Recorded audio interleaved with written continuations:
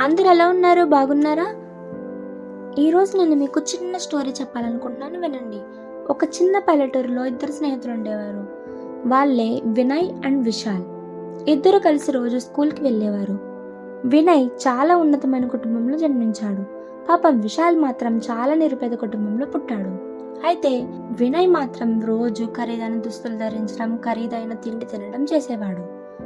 కానీ విశాల్ మాత్రం ఒక్కరోజు మధ్యాహ్నం భోజనం కూడా చేసేవాడు కాదు. అయితే వారి స్కూల్లో ఒక ప్రత్యేకమైన రోజుని ఏర్పాటు చేశారు. అదేంటంటే ఆ రోజు వారికి తోచిన కానుకలు తెచ్చుకొని ఒకరికొకరు పంచుకొని గౌరవించుకోవాలని ఒక నియమం పెట్టారు. విద్యార్థులందరికీ అదొక సరదాగా అనిపించింది. ఆ రోజు కోసం అందరూ ఎదురు చూస్తూ ఉన్నారు. ఆ రోజు రానే వచ్చింది. స్కూల్లో ప్రార్థన ముగిసిన తర్వాత అందరూ వరుసగా నిలబడ్డారు. ఇక ఏం మిగిలింది? ఒకరికొకరు ఆ బహుమతులు పంచుకోవడం మిగిలింది. వినయ్ పెద్ద చాక్లెట్ బాక్స్ తెచ్చాడు. అవి చాలా ఖరీదైనవి.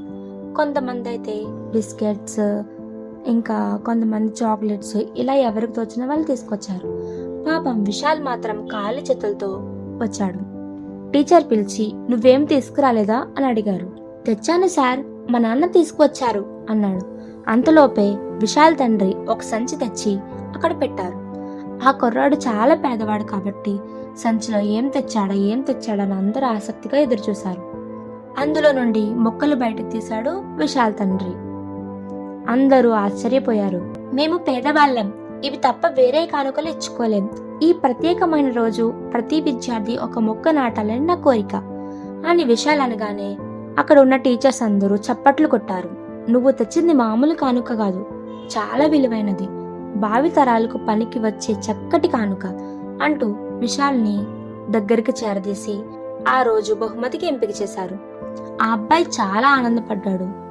అక్కడ ఉన్న వాళ్ళందరికీ ఏమర్థమైందంటే జీవితం ఒక్కటే ఖరీదైతే సరిపోదు, మనసు గొప్పదై ఉండాలని గ్రహించారు. అర్థమైందా ఫ్రెండ్స్?